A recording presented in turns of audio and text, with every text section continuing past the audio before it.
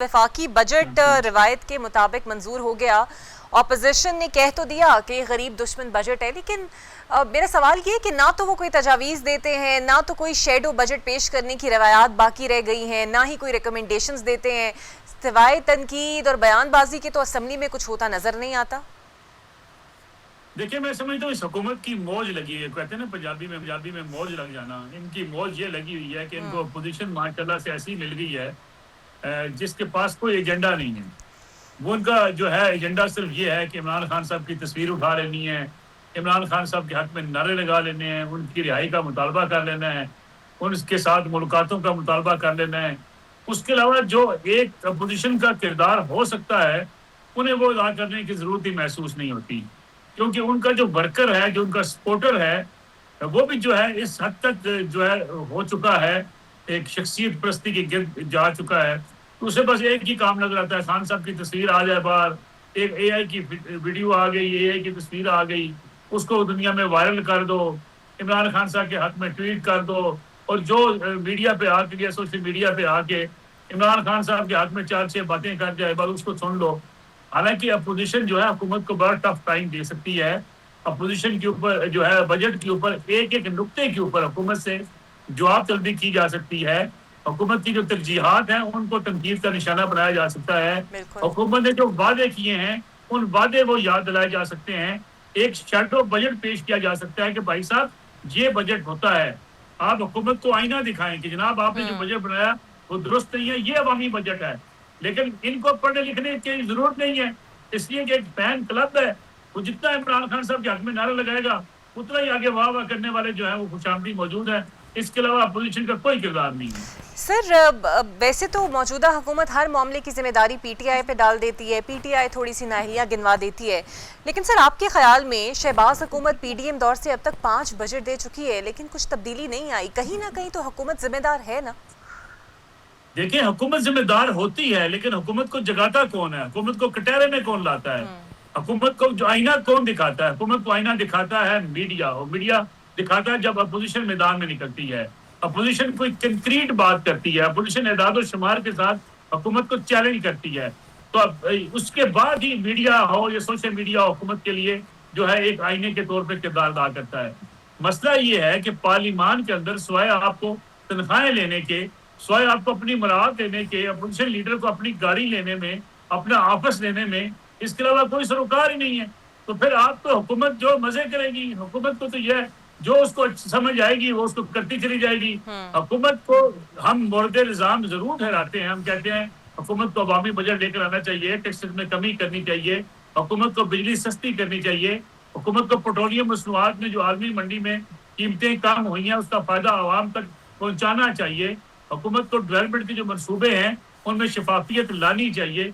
लेकिन ये सारे काम कौन करता है? बदकिस्मती ये है कि मैं आज आपसे इस बात का इकरा इजहार करूं कि जो पब्लिक अकाउंट्स कमेटी होती है किसी भी पंजाब असम्बली में, बाकी जो है पार्लियामान के अंदर, खैबर पख्तूनख्वा में, सिंध में पब्लिक अकाउंट्स कमेटी का अच्छा चेयरमैन हो, हुकूमत को जनाब नाको चने चबा देता है।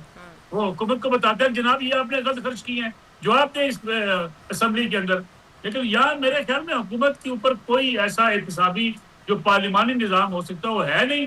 हुकूमत को जो अच्छा लगता है वो किए जा रही है, जहाँ उनका फायदा होता है उसी को आगे बढ़ाए जा रहे हैं। सर, ये जो पेट्रोल प्राइसेस नीचे आई हैं पूरी दुनिया में, और हम आवाम बेवकूफ़ों की तरह अपने हुक्मरानों की बात पर यकीन कर लेते हैं कि जब ये कीमतें नीचे आएंगी तो हमें रिलीफ मिलेगा, लेकिन बज़ाहिर ऐसा लगा है कि ऑयल मार्केटिंग कंपनियों के आगे सरेंडर कर दिया है हुकूमत ने।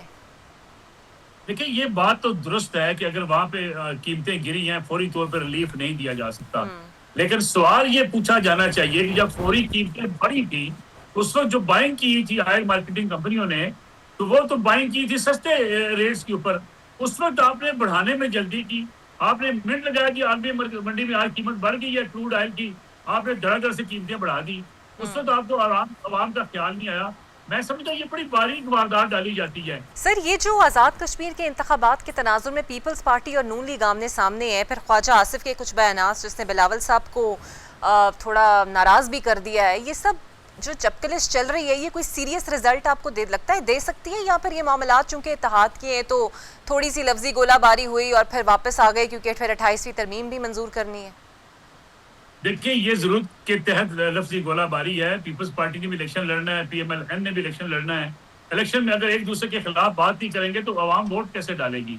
हमारे यहाँ सियासत जो है वो इमोशंस के ऊपर चलती है, परफॉर्मेंस पे चलती नहीं। इसलिए जो है मैदान में जब उतरेंगी दो सियासी जमातें, एक दूसरे के खिलाफ तकारीर करेंगी, आवाम खुश होगी, मेरा लीडर बल्ले बल्ले, दूसरा कहेगा मेरा लीडर बल्ले बल्ले। ये अंदाज सियासत है पाकिस्तान का। सर, ये जो एक नया बिल पंजाब असेंबली मंजूर करने जा रही है, हैबिचुअल ऑफेंडर्स और एंटी सोशल हैबिचुअल बिल 2026, इस पर आपकी राय क्या है? वैसे तो ऐसे ऐसे खौफनाक बिल आ रहे होते हैं कि आपकी रूह भी कांप जाती है।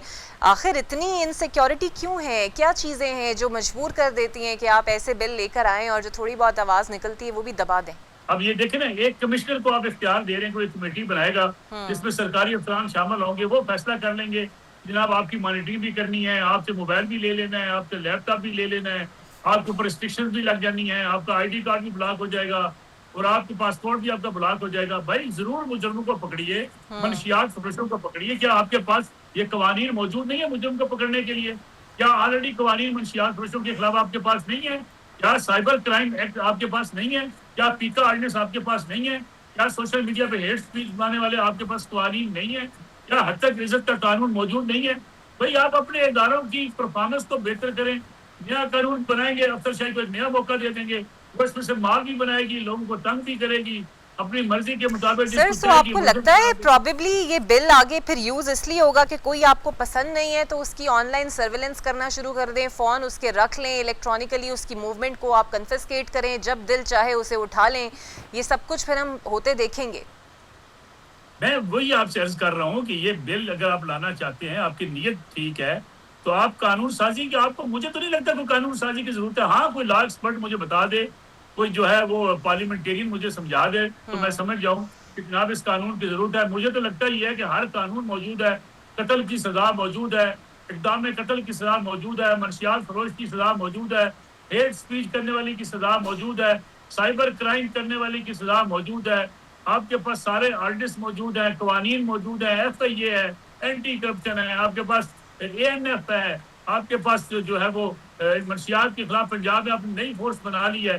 भाई अब कानून पे कानून बनाते चले जाएंगे, हासिल क्या करेंगे?